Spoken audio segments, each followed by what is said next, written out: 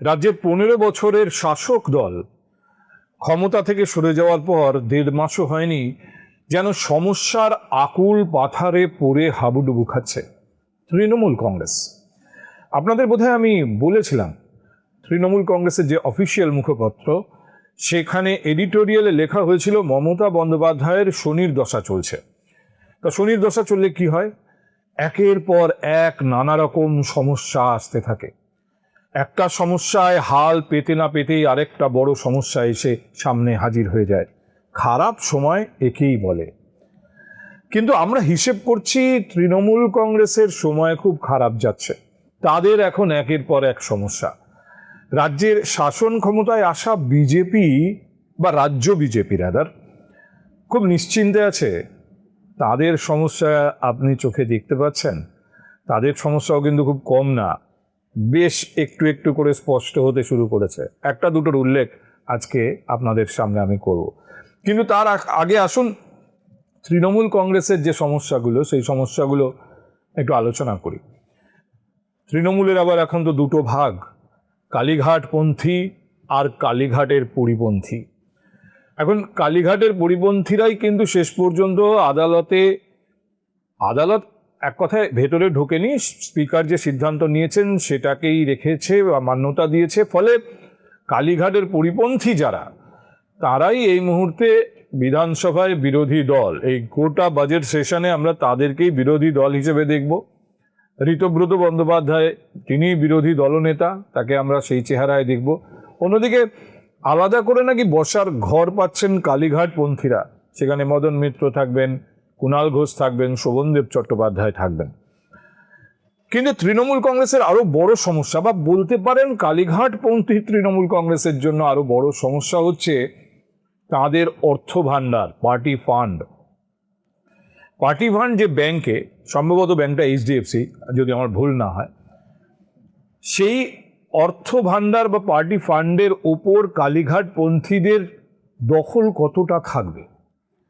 আপনারা জানেন অরূপ বিশ্বাস, যিনি এই 48 ঘন্টা আগে পর্যন্ত রীতিমতো শিরোনামে ছিলেন খবরের, দীর্ঘদিন গাপটি মেরে থাকার পর, প্রায় অন্তরালে থাকার পর তিনি শেষ পর্যন্ত প্রকাশ্যে আসেন, পুলিশের কাছে যান, দক্ষিণ বিধাননগর থানায় গিয়ে তদন্তকারী অফিসারদের সঙ্গে কথা বলেন যে মামলায় তাকে ডাকা হয়েছিল, সে মেসি কাণ্ড। তারপর তো আরও মেস বলা যায় পরের কাণ্ডটাকে, আলিপুর আদালতে যে ছবি আমরা দেখেছি। কিন্তু যেটা জানা গেল সেটা হলো অরূপ বিশ্বাস, যিনি অফিসিয়ালি ক্যাশিয়ার ছিলেন তৃণমূল কংগ্রেসের, তিনি নাকি ওই ব্যাংকে, যে ব্যাংকে পার্টি ফান্ড রয়েছে, একটা চিঠি লিখেছেন। এবং সেখানে তিনি লিখেছেন যতক্ষণ পর্যন্ত না কোনটা আসল তৃণমূল কংগ্রেস এটা ফয়সালা হচ্ছে, ততক্ষণ পর্যন্ত পার্টি ফান্ডকে যেন কেউ ব্যবহার না করেন, ওখান থেকে যেন কোনো টাকা তোলা না যায়। টাকার অঙ্কটা কিন্তু হিউজ। এর আগে আমি একদিন আপনাদের সঙ্গে আলোচনা করেছি। আমি নিজেই প্রথমে 500 বা 600 কোটি হতে পারে শুনছিলাম, পরে ওটাকে কেউ বলছেন 1000, কেউ তো 2000-এর কোটায় তুলে দিয়েছেন যে এত টাকা রয়েছে তৃণমূলের পার্টি ফান্ডে। ন্যাচারালি এটা খুব লুক্রেটিভ একটা ব্যাপার। পার্টি ফান্ডের ওপর অ্যাক্সেস কার থাকবে? কুণাল ঘোষ দাবি করেছেন পার্টি ফান্ডের ওপর অ্যাক্সেস কালীঘাটপন্থীদেরই থাকবে, তাদেরই থাকবে। তার কারণ ইতিমধ্যেই তৃণমূল কংগ্রেসের মূল কমিটি পরিবর্তন করে দিয়েছেন মমতা বন্দ্যোপাধ্যায়, যিনি দলের চেয়ারপারসন, একদম সিইও, চিফ এক্সিকিউটিভ অফিসার। তিনি নতুন কমিটি করে দিয়েছেন, তাতে একজন নতুন ক্যাশিয়ার হয়েছে, এবং সেই ক্যাশিয়ার তিনি এই মুহূর্তে নিয়ন্ত্রণ করবেন দলের অর্থ ভাণ্ডার। ফলে কোনো এক সময় যিনি ক্যাশিয়ার ছিলেন, সেই অরূপ বিশ্বাস কি বলছেন বা কি লিখছেন তার কোনো ভ্যালু নেই। এখন দেখুন, এটা তো কুণাল ঘোষ বলেছেন, দাবি করেছেন, কিন্তু ভারতের আইন, ব্যাংকিং ল, এগুলোকেও তো ভাবতে হবে। আমি এ ব্যাপারে ব্যাংকে দীর্ঘদিন কাজ করা, ব্যাংকিং সম্পর্কে যথেষ্ট স্পষ্ট ধারণা থাকা মানুষদের সঙ্গে কথা বলেছি, এবং তারা স্পষ্ট বলেছেন ব্যাংক কিন্তু কোনো একটা অ্যাকাউন্ট যদি কোনো ক্লাবের হয়, কোনো সংগঠনের হয়, কোনো রাজনৈতিক দলের হয়, তারকে মাথায় বসে আছেন, তারকে চেয়ারপারসন, কে সিইও, ব্যাংকের কাছে ইম্পর্টেন্ট নয়। ব্যাংকের কাছে ইম্পর্টেন্ট সাইনিং অথরিটি কি। ওই অ্যাকাউন্টে একজন থাকেন না, সাধারণত এই ধরনের অ্যাকাউন্টে মিনিমাম 2 জন, কখনো 3 জন, কখনো 4 জন সাইনিং অথরিটি থাকেন। তো এই যে সাইনিং অথরিটি যারা, তাদেরকেই ব্যাংক চেনে। ফলে ওই পার্টির যিনি চেয়ারপারসন তিনি ব্যাংকের কাছে ইম্পর্টেন্ট নন, সাইনিং অথরিটি ইম্পর্টেন্ট। আর ক্যাশিয়ার সাইনিং অথরিটি হন, সঙ্গে আরও সাইনিং অথরিটি থাকেন। আমি আবার বলছি, একজন তো থাকেন না। তো অরূপ বিশ্বাস যদি ক্যাশিয়ার ছিলেন, তার মানে তিনি সাইনিং অথরিটি ছিলেন, তার সঙ্গে হয়তো আরও কারো সাইন করার অথরিটি ছিল। তো অরূপ বিশ্বাস যদি ব্যাংকে এরকম একটা চিঠি লিখে দেন, ব্যাংক কি করবে? সবার আগে ওই ফান্ডটাকে ফ্রিজ করবে, মানে ওই ফান্ড থেকে যাতে কেউ টাকা তুলতে না পারে। এটা খুব সাধারণ ব্যাংকিং প্রসেস। কারণ অরূপ বিশ্বাস ব্যাংকের যে তালিকা রয়েছে সাইনিং অথরিটি, তার মধ্যে রয়েছেন। যদি অরূপ বিশ্বাস না হয়ে অন্য কোনো সাইনিং অথরিটিও এই একই চিঠি লেখে ব্যাংকে, ব্যাংক একই কাজ করবে। কুণাল ঘোষ কি বলছেন? আমরা অন্য কাউকে ক্যাশিয়ার করেছি, সাংগঠনিকভাবে করেছেন, ব্যাংককে কি জানানো হয়েছে? ইন্টারেস্টিং হচ্ছে, ব্যাংককে জানাবেন কে? ব্যাংক আগের সাইনিং অথরিটির কাছ থেকে জানবে যে আমি আর থাকছি না, ইনি সাইনিং অথরিটি হচ্ছেন। দলের কাছ থেকে নয়, সাইনিং অথরিটির কাছ থেকে আসতে হবে। ব্যাংক সাইনিং অথরিটি চেনে। ফলে যদি অরূপ বিশ্বাস সেই চিঠিতে সই না করে থাকেন, যে চিঠি ব্যাংকের কাছে গেছে বা যাবে, যেখানে নতুন ক্যাশিয়ারের নাম লেখা আছে বা তার সই আছে, ব্যাংক কিন্তু দলের সুপ্রিমো, চেয়ারপারসন, সিইও সেই চিঠিকে মান্যতা দেবে না। অন্য আইনি ব্যাখ্যা থাকতে পারে। আমি মোটামুটি যা ব্যাংক বিশেষজ্ঞ যারা আছেন, দীর্ঘদিন ব্যাংকে চাকরি করেছেন, ব্যাংকিং ল সম্পর্কে ওয়াকিবহাল, তাদের সঙ্গে কথা বলে আমি যেটুকু বুঝেছি, ব্যাংক ওই ফান্ড ফ্রিজ করে দেবে এবং যতক্ষণ পর্যন্ত না যারা সাইনিং অথরিটি ছিলেন তাদের সাইন করা চিঠিতে নতুন সাইনিং অথরিটির নাম আসছে, তার সই আসছে, ততক্ষণ পর্যন্ত সেখানে বদলের কোনো সুযোগ নেই। ফলে তৃণমূল কংগ্রেস যদি অন্য কাউকে ক্যাশিয়ার করেও থাকে, ব্যাংককে প্রথা মেনে, আইন মেনে সেটা কমিউনিকেট করতে হবে এবং সেই চিঠিতে অরূপ বিশ্বাসেরও সই থাকতে হবে। অরূপবাবু কি সেই সই করেছেন? তৃণমূল কংগ্রেস কি জানতেন অরূপ বিশ্বাস কোথায় বসে আছেন, তাকে দিয়ে সই করানো হয়েছিল? কারণ আমরা তো জানতাম না, আমজনতা জানতে পারেনি যে কোথায় ঢুকে কোথায় লুকিয়ে বসে আছেন অরূপ বিশ্বাস। অনেকে এটাকে অন্যভাবে রাজনৈতিক ব্যাখ্যা করছেন যে অরূপ বিশ্বাস আগে এই ব্যাপারটাকে সেটেল করেছেন, যে ঠিক আছে আমি ফান্ডটা আটকে দিচ্ছি, তারপর আমাকে তোমরা দেখো, মানে বিজেপির সঙ্গে সেটেলমেন্ট আর কি। এখন এইগুলো তো রাজনৈতিকভাবে চাপান উত্তর চলতেই থাকে, কিন্তু ফ্যাক্ট হচ্ছে, matter of fact, Arup Biswas যদি এরকম কোনো চিঠি সত্যিই লিখে থাকেন, তাহলে ব্যাংক তৃণমূল কংগ্রেসের যে পার্টি ফান্ড আছে তা আপাতত ফ্রিজ করে রাখবে। কালীঘাটপন্থীদেরও সেই ফান্ডে অ্যাক্সেস থাকবে না, সাধারণ ব্যাংকিং ল এটাই বলে। আসুন তৃণমূল কংগ্রেসের দ্বিতীয় সমস্যার কথা আলোচনা করি। 21শে জুলাই আসছে, এবারের 21শে জুলাই কি হবে না হবে এটা নিয়ে আপনাদের একটা ধারণা দেওয়ার চেষ্টা করেছি। আমার যেটুকু যা সোর্স আছে তার মারফত আমি যেটুকু খবর পাচ্ছিলাম বা সম্ভাবনার যেগুলো আমার মনে হচ্ছিল সেগুলো আপনাদেরকে জানিয়েছি ইতিমধ্যেই। কিন্তু এর আগে 21শে জুলাই 25 সালে যখন করা হয়েছে, 24 সালে করা হয়েছে, তাই নিয়ে ইতিমধ্যে আদালতের নোটিশ চলে এসেছে মমতা বন্দ্যোপাধ্যায়, অভিষেক বন্দ্যোপাধ্যায়ের কাছে। কারণ একজন দলের সাধারণ সম্পাদক, অন্যজন চেয়ারপারসন, কি আইন ভেঙেছেন তারা। আদালতের যে রায়, সেই রায় মানেননি, আদালত অবমাননা করেছেন। আদালত 18 সালে জানিয়ে দিয়েছিল রাস্তা আটকে মিটিং মিছিল করা চলবে না, কিন্তু তারপরেও 21-এর সভা হয়েছে ধর্মতলার মোড়ে রাস্তা আটকে, এবং সেটা তৃণমূল কংগ্রেস তখন করেছে। আজকে আদালতে নতুন করে বিষয়টি নিয়ে আদালতের দৃষ্টি আকর্ষণ করা হয়েছে, হাইকোর্টের ডিভিশন বেঞ্চ, সেখান থেকে নোটিশ গেছে নাকি। বিচারপতি বন্দ্যোপাধ্যায় তিনি নোটিশ দিতে বলেছেন যে আদালত অবমাননা কেন করেছেন ব্যাখ্যা দিতে হবে মমতা বন্দ্যোপাধ্যায়, অভিষেক বন্দ্যোপাধ্যায়কে। বড় সমস্যা এই ব্যাখ্যা দেওয়া, সত্যি সমস্যার, আদালতকে বোঝানো যে কেন তারা এটা করেছেন। ঋতব্রত বিরোধী দলনেতা হয়ে থেকে গেলেন, শেষ পর্যন্ত আদালত হস্তক্ষেপ করল না। ফলে কুণাল ঘোষ, শোভনদেব চট্টোপাধ্যায়, মদন মিত্র, এদের কি স্ট্যাটাস হবে বিধানসভায় সেটা একটা প্রশ্নের সামনে রয়ে গেল। এরা কিন্তু বিরোধী দল নন, এরা বিরোধী দল নন। বিরোধী দল ঋতব্রত এবং তার অনুসারীরা। বিরোধী দলের জন্য নির্দিষ্ট ঘরে এই ঋতব্রত অনুসারীরাই বসবেন। বিরোধী দলনেতার জন্য যে ঘর নির্দিষ্ট ছিল বিধানসভায়, যেখানে এর আগের পর্ব পর্যন্ত, গত নির্বাচনের আগে যখন বিজেপি বিরোধী ছিল, যে ঘরে শুভেন্দু অধিকারী বসতেন, যে চেয়ারে শুভেন্দু অধিকারী বসতেন, সেখানে গিয়ে এখন ঋতব্রত বন্দ্যোপাধ্যায় বসছেন। সমস্যা তৃণমূলের। কিন্তু তৃণমূলের সমস্যা তো মানে ছোট থেকে বড় নানা রকম। তৃণমূলের ছোট বড় নানা কর্তারা রাস্তায় বেরোলে লোকে ডিম ছুড়বে কিনা তার জন্যও ভয় পাচ্ছেন, এটাও তো সমস্যা।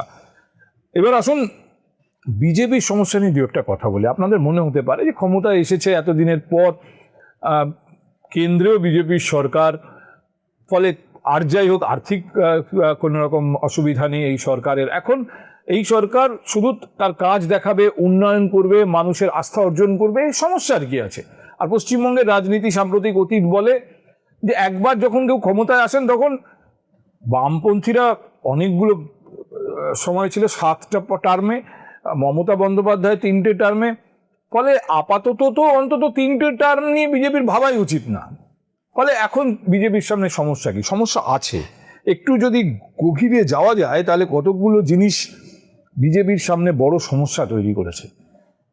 বিজেপির না প্রশাসনিক কাজ একদম মানে গ্রাউন্ড লেভেলে সাধারণ মানুষের যে ধরনের সরকারি কাজের বা পরিষেবার দরকার হয় তার সঙ্গে ওয়াকিবহাল লোকবলের অভাব, ভয়ঙ্কর রকম লোকবলের অভাব। আমি আবার বলছি শুধু গ্রাউন্ড নয়, গ্রাউন্ড লেভেলে, উপরের level, first year, second year, third year, সরকার বিজেপি, এই রাজ্যের বিজেপি কখনো চালায়নি। যারা বিজেপিতে নির্বাচিত হয়েছেন তাদের মধ্যে বেশিরভাগই বিধানসভায় প্রথমবার পা রেখেছেন। এবারে পরিষদীয় রীতিনীতি সম্পর্কে তারা ওয়াকিবহাল নন। মন্ত্রী হয়েছেন, তাদের সিংহভাগ কোনো ক্লাব চালাননি এর আগে, তারা দপ্তর চালাচ্ছেন। ফলে এইটা হচ্ছে বিজেপির সব থেকে বড় সমস্যা। যদি একটু তলিয়ে ভাবেন, প্রথম মন্ত্রিসভার শপথ, আনুষ্ঠানিকভাবে বিজেপি জিতে আসার পর প্রথম মন্ত্রিসভার শপথ, যেখানে সমস্ত বিজেপির হাতে থাকা রাজ্যগুলোর মুখ্যমন্ত্রীরা চলে এলেন, অমিত শাহ চলে এলেন, প্রধানমন্ত্রী নরেন্দ্র মোদী। কজন মন্ত্রী শপথ নিল? 5 জন, অনলি 5।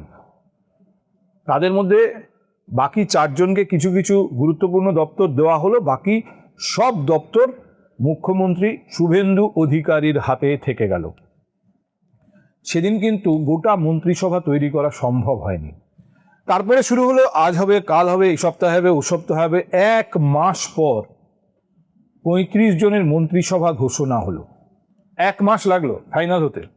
এবার 35 জনের মন্ত্রিসভা তো ঘোষণা হয়ে গেল, কিন্তু কে কোন দপ্তরের মন্ত্রী সেটা আর জানা যাচ্ছে না।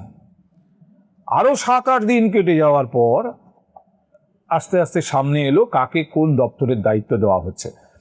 অ্যাপারেন্টলি এটা পরিষ্কার যে বিজেপির রাজ্য স্তরের হাইকমান্ড বলুন, কেন্দ্রীয় স্তরের হাইকমান্ড বলুন, এই সিদ্ধান্ত নিতে দীর্ঘ সময় নিয়েছেন, যেটা সাম্প্রতিক অতীতে পশ্চিমবঙ্গে তো নয়, কোথাও সেরকম ভারতবর্ষের কোনো রাজ্যে এরকম দেখা যায়নি।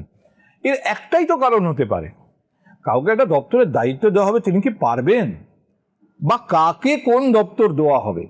যদি আজকেও ভাবেন, অনেক গুরুত্বপূর্ণ দপ্তর আছে যে দপ্তরগুলো আলাদাভাবে কারুর হাতে দেওয়া নেই, সব মুখ্যমন্ত্রীর হাতে রয়ে গিয়েছে। এই দপ্তরগুলো গুরুত্বপূর্ণ, কিন্তু দেওয়া হয়নি কাউকে।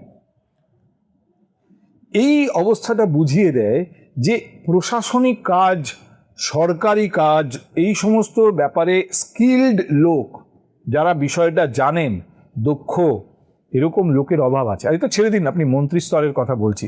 মন্ত্রী সাধারণভাবে অনেকেই এরকম হয়েছেন, যারা প্রথমবার মন্ত্রী হয়েছেন, তারা কি দপ্তর চালাননি? কাজে বিজেপিরও যদি কেউ প্রথমবার মন্ত্রী হয়ে থাকেন, এমনকি প্রথমবার বিধানসভায় জিতে এসে মন্ত্রী হয়েছেন, এরকম উদাহরণও বামেদের সময়ও ছিল, তৃণমূলের সময়ও আছে, তারা কি দপ্তর চালাতে পারবেন না? নিশ্চয়ই পারবেন, শিখে নেবেন। প্রবলেমটা হচ্ছে গ্রাউন্ড লেভেলে মানুষকে পরিষেবা দেওয়ার জন্য ওই লেভেলের প্রশাসনিক কাজে, সরকারি কাজে দক্ষ লোকের দরকার হয়। বিজেপির যে এখানেও একটা বড় অভাব, সেটা সব থেকে বেশি বোঝা গেছে এই জনকল্যাণ শিবির অর্গানাইজ করতে গিয়ে। নাকের জলে চোখের জলে হয়েছে সরকার জনকল্যাণ শিবির অর্গানাইজ করতে গিয়ে। কারণ জনকল্যাণ শিবিরে মানুষ এসেছেন, যে পরিষেবা পেতে এসেছেন, সেখানে কিছু সরকারি আধিকারিক কর্মী তো নিশ্চয়ই ছিলেন, কিন্তু রাজনৈতিক কর্মীর যে সহযোগিতা করার কথা, রাজনৈতিক কর্মীদের যে পরিষেবা দেওয়ার কথা, সেখানে রীতিমতো নাকের জলে চোখের জলে হতে হয়েছে বিজেপিকে।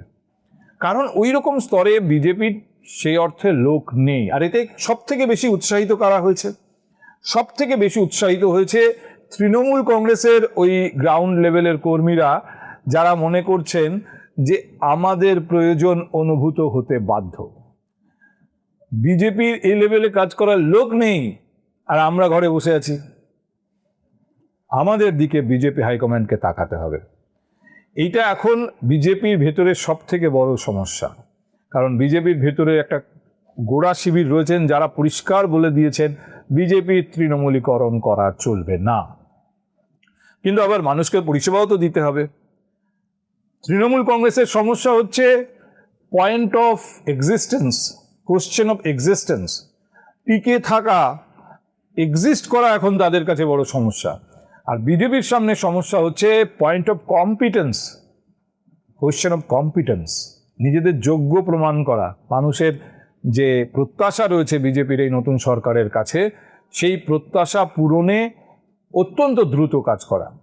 দ্রুত কাজ করার দুরকম সমস্যা আছে। এক হচ্ছে দ্রুত কাজ করতে গিয়ে ভুল হওয়ার সুযোগ থাকে। মানুষ আপাতভাবে আগামী 10 মাস 12 মাস বিজেপির এই সরকারের ছোটোখাটো কিছু ভুলও হয়ে যায় পদক্ষেপ, মানুষ সেটাকে গুরুত্ব দেবে না। কারণ তারা মনে করবে যে সরকারে আসার পর পুরোটা গুছিয়ে নিতে যে কোনো সরকারের একটু সময় লাগে, যারা প্রথমবার সরকারে আসছে। কাজে সেটা নিয়ে হয়তো জনমানসের বিষয়টা গুরুত্ব সেভাবে পাবে না, মানুষ সেটার জন্য বিজেপির পয়েন্ট আপাতত কাটবে না। কিন্তু দ্রুত কাজ করার বড় শর্ত হচ্ছে তার জন্য একটা এফিশিয়েন্ট ইনফ্রাস্ট্রাকচার দরকার, এফিশিয়েন্ট টিম দরকার। সেই এফিশিয়েন্ট টিম তৈরি করাটা এখন রাজ্য বিজেপির কাছে একটা বড় সমস্যা। এখন একটা সুযোগ রয়েছে এই সমস্যা দূর করার, যারা ঘরে বসে রয়েছে তাদেরকেই দায়িত্ব দেওয়া বা তাদের ওপর নির্ভর করা। কিন্তু তাতে সমস্যা হচ্ছে বিজেপির ভেতর থেকেই প্রবলভাবে ব্যাপারে চাপ আছে যে তৃণমূলীকরণ চলবে না। কিন্তু চলবে না বললে কাজটা চলবে কি করে? ইনফ্যাক্ট যে বিধায়করা রয়েছেন না কলকাতা শহরেই, তৃণমূল কংগ্রেসের এই গ্রাউন্ড লেভেলের লোকজন অনেকে, যারা বিষয়গুলো জানেন, কিছুটা দক্ষতা আছে, তাদের অনেকে কিন্তু বিজেপির জিতে আসা অনেক বিধায়কের কাছাকাছি ইতিমধ্যেই আসতে শুরু করেছে। বিধায়করাও, তাদের কাছেও এই প্রত্যাশার চাপ রয়েছে, মানুষকে সুযোগ দিতে হবে, মানুষকে পরিষেবা দিতে হবে। এবং তাদের মধ্যেও অনেকেই আছেন, কলকাতা এবং সন্নিহিত অঞ্চলে অনেকে আছেন যারা প্রথমবার জিতে এসেছেন। ফলে তাদের সেই দায় থেকে কিছুটা নির্ভরতা হয়তো তৈরিও হচ্ছে। খুব ইন্টারেস্টিং একটা পলিটিক্যাল টুইস্ট মনে হচ্ছে পশ্চিমবঙ্গের রাজনীতিতে আস্তে আস্তে আস্তে আস্তে মাথা চাড়া দিচ্ছে। এবং এটা কোন দিকে যায়, কিভাবে এর সমাধান করে পশ্চিমবঙ্গ সরকার বা পশ্চিমবঙ্গের বিজেপি, এটা কিন্তু খুব গুরুত্বপূর্ণ। আমি কোনো সূত্র থেকে আমার হাতে তথ্য এসছে, কিন্তু আমি এখনই এটাকে খুব ভালো তথ্য বা নির্ভরযোগ্য সূত্র এইভাবে প্রেজেন্ট করতে চাই না। কিন্তু ধরুন সরকারের তো বেশ কিছু জায়গা আছে যেগুলো সংখ্যালঘু রিলেটেড, যেমন ধরুন minority development and finance corporation, সংখ্যালঘু উন্নয়ন এবং ফিনান্স নিগম, যেটা আর কি বিত্ত নিগম বাংলাটা। তো এখানে তো কাউকে দায়িত্ব দিতে হবে। কবিরুল নাম শোনা যাচ্ছে, যিনি মানে ভেরি মাচ তৃণমূল কংগ্রেস সংশ্লিষ্ট ছিলেন, সেরকম কারোর নাম নাকি ভাবা হচ্ছে। আমি আবার বলছি, বিরাট কিছু নির্ভরযোগ্য সূত্র বা এটাই শেষ কথা এরকম বলার জায়গায় ব্যাপারটা আসেনি। কিন্তু এখানে বিজেপির হাতে লোকের অভাব, তাই এরকম লোককে ভাবতে হচ্ছে যিনি সংশ্লিষ্ট ছিলেন আগের সরকারের সঙ্গে। ওয়াকফ বোর্ডে আখরুজ্জামান, যিনি এই কালীঘাট পরিপন্থী দলের অন্যতম সদস্য বিধানসভায়, ঋতব্রত অনুসারী, তার নাম শোনা যাচ্ছে ওয়াকফ বোর্ডের চেয়ারম্যান পদে। যদিও আমি একটা অন্য সূত্র থেকে এটাও শুনেছি যে সেখানে হয়তো সরাসরি মুসলিম কাউকে না দিয়ে কোনো শিখ বা খ্রিশ্চান এরকম কাউকেও দেওয়া হতে পারে। এমনকি বিজেপির ভেতরেই রয়েছেন চার্লস নন্দী রয়েছেন, যিনি এই সংখ্যালঘু বোর্ড বা সংখ্যালঘু বিত্ত নিগমের দায়িত্ব পেতেও পারেন। আমি বলছি সবই সম্ভাবনার কথা, কিন্তু ওয়াকফ বোর্ডে তো একজন কাউকে মুসলিম কাউকে রাখতে হবে। সেখানে আখরুজ্জামানের নাম নাকি আলোচনা এসছে। আমি জানি না, বিজেপির হাতে তো লোক থাকার কথা, কিন্তু বিজেপির হাতে সেরকম লোক নাকি নেই যারা এটা চালাতে পারবেন। উর্দু একাডেমি বা ধরুন আলিয়া বিশ্ববিদ্যালয়ের ডক্টর আজিজ, তার নাম নাকি শোনা যাচ্ছে।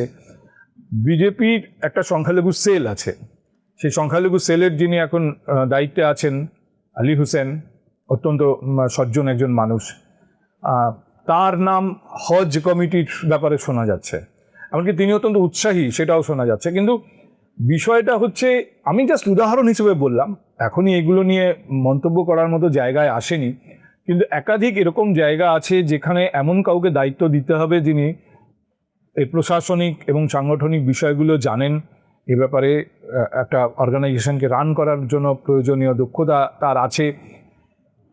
বিজেপি, রাজ্য বিজেপি খুঁজছে অনেক জায়গাতে, অনেক লোক দায়িত্বে আনতে হবে রাজ্য বিজেপির কাছে। এখন এটা একটা বিরাট চ্যালেঞ্জ। অ্যাপারেন্টলি কিছু বিষয় যে এর মধ্যে ঘটছে বা কিছু বিষয়ের যে সারবত্তা আছে সেটা আমি আপনাদের বললাম, সিমটম দেখে বোঝা যাচ্ছে। বাকিটা রটনাও হতে পারে, এ নিয়ে অনেক আলোচনা বা সমালোচনা করার লোকের তো অভাব নেই। কিন্তু সব মিলিয়ে আমি আবার বলছি যে সমস্যায় শুধুমাত্র রাজ্যের ক্ষমতা থেকে চলে যাওয়া তৃণমূল কংগ্রেস আছে, ব্যাপারটা এরকম নয়। সমস্যা কিন্তু রাজ্যের নতুন সরকার এবং সরকারে আসা ভারতীয় জনতা পার্টিরও অনেক রয়েছে।